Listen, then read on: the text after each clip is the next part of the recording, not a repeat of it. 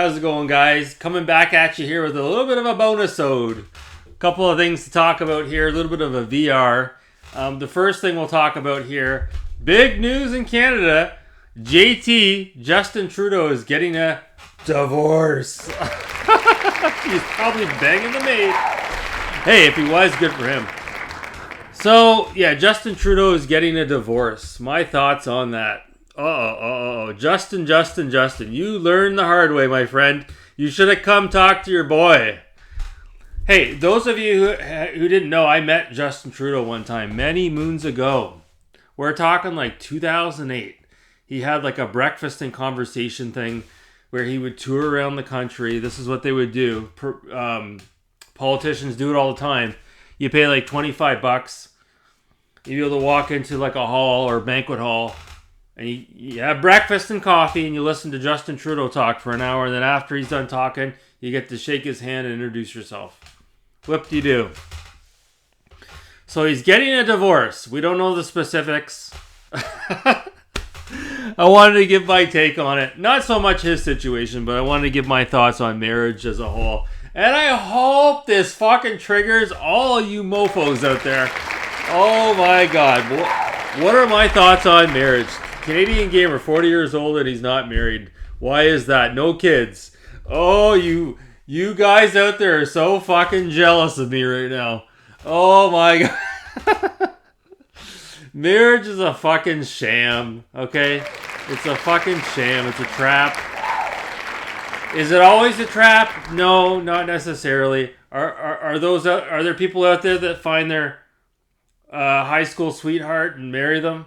And they're still together 40 years later? Maybe. But I want to give my thoughts on it because I've lived enough of this life to be able to comment on it. And I've obviously grown up in a household where I experienced divorce firsthand. And I can at least talk about it a little bit. So, like, it's I shouldn't say it's hard to talk about. I guess every situation is unique and different, but there are those out there that are prescribed to the ideology that you have to follow life's path a certain direction.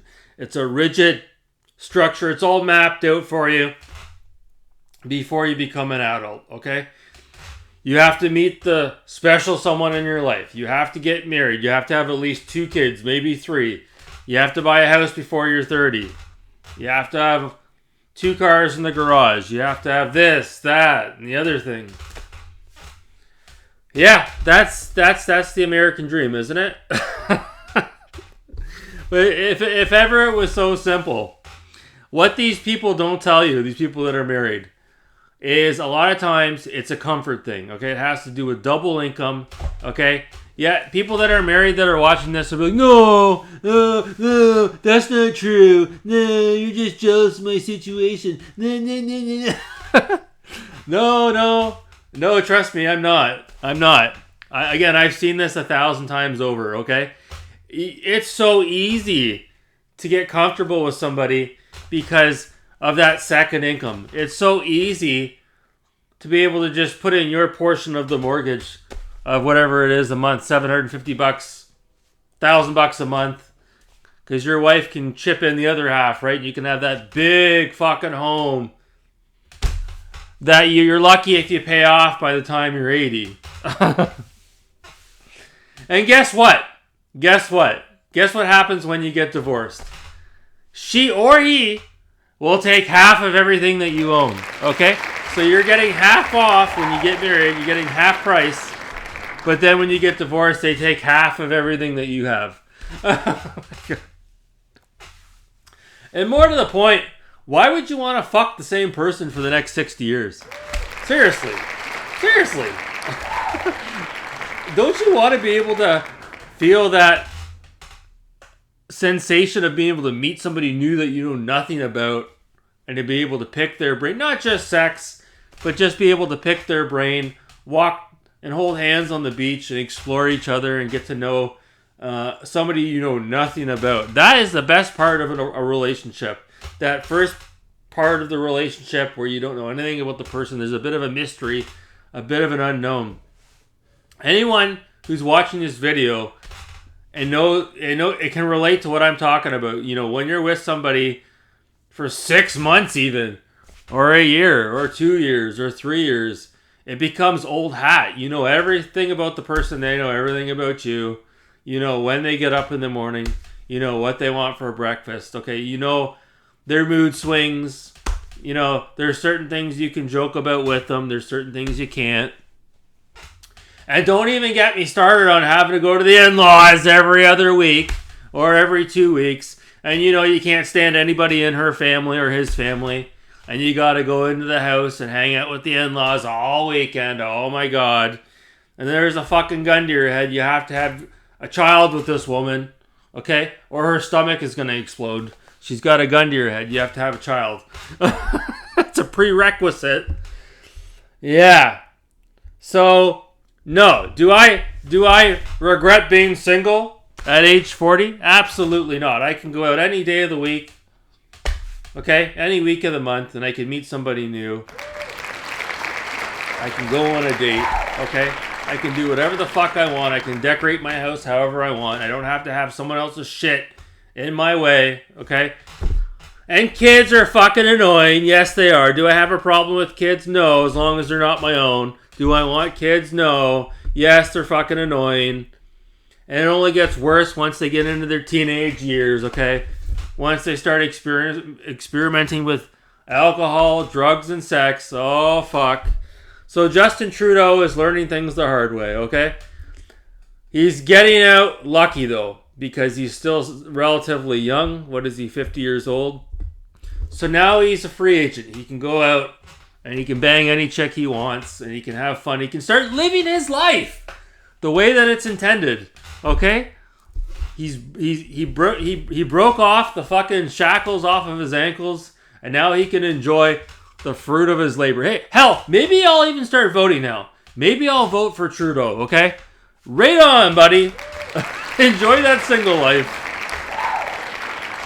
You know, there's a lot of people that make fun of me because I'm single. But you know what? There's a lot of people deep down inside that are married that are absolutely fucking envious. Oh, man. Oh, fucking hell yeah. There's a lot of miserable fuckers out there that are in an unhappy, miserable marriage. Oh, my God. Every day is a living fucking hell. Oh, my God. Thank God I'm not in that situation. Thank fucking God I don't have someone telling me what to do. Thank God I can do whatever the fuck I want. Oh, my God. And it will continue to be like that. It will continue to be like that. Unless a Reese Witherspoon, okay, or a Brandy Love walks into my life. Always exceptions to the rule. Okay, guys? So, the last thing I want to talk about here today, right at the 9-minute mark, a little bit of a VR to Megadan 29. He put out a video recently talking about, I don't know what the title of the video was. Was it, is retro going to die? Will it live on? You know, 30 years from now, will people be talking about retro video games? I mean, it's open to interpretation, right?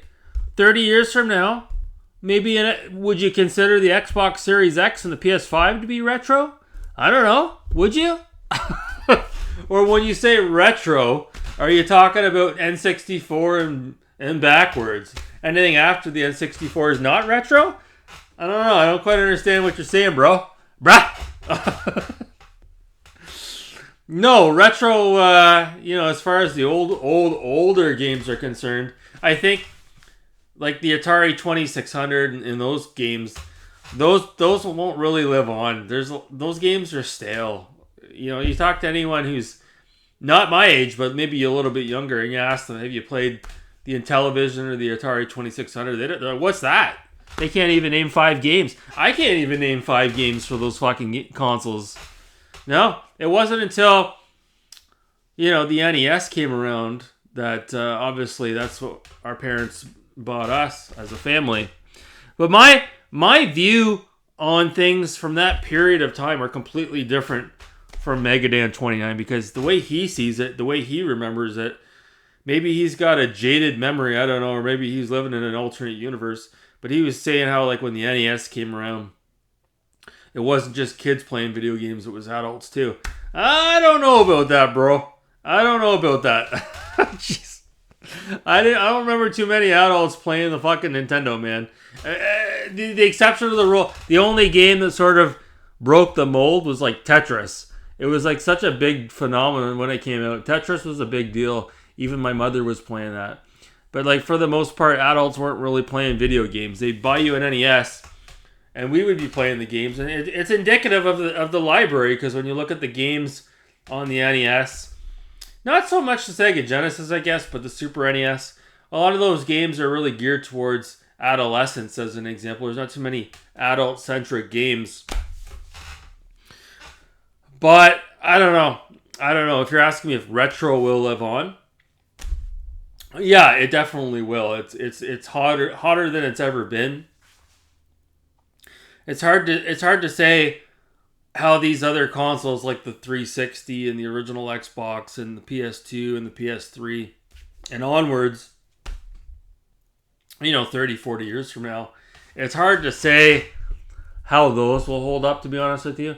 But as far as like the NES is concerned, and the Super NES and the Genesis, and yeah, I guess even the N64, original PlayStation, maybe I find like once you get out of the cart-based consoles and you switch over to CD, that's where it's hard to sort of really, be nostalgic, because the CD games for these older consoles, the CD-ROMs are hard to come by.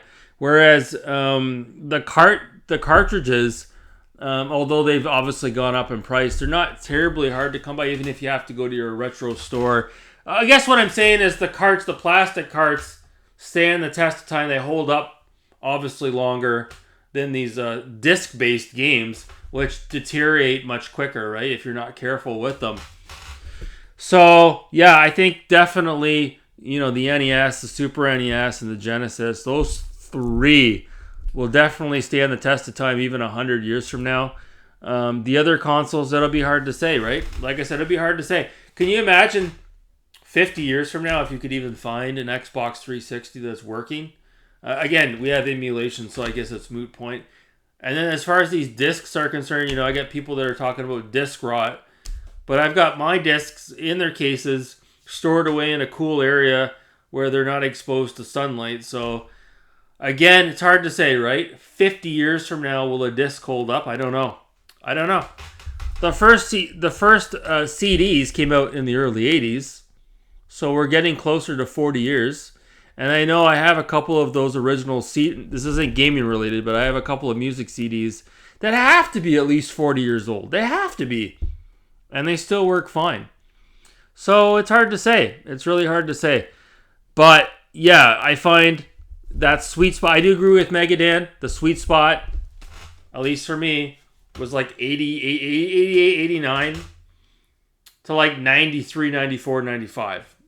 And then after that, I kind of got into PC gaming. And then in the early 2000s up until the late 2000s, I wasn't really gaming that much. But the sweet spot was definitely 89 to at least like 94. Those 5 years, as far as being a child is concerned, I'm very fortunate to have grown up at that time. I can't even imagine being a kid that was born after the year 2000 that's trying to understand or romanticize, maybe that's not the right word, I would be the one romanticizing, but to try to relate to those older games that came out before they were even born, I can't even fucking imagine. Again, I feel sorry for these kids that are born in this day and age. It's not a great place to grow up in.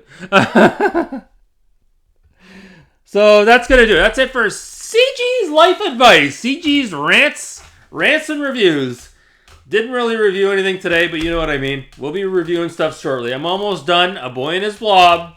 Don't you worry.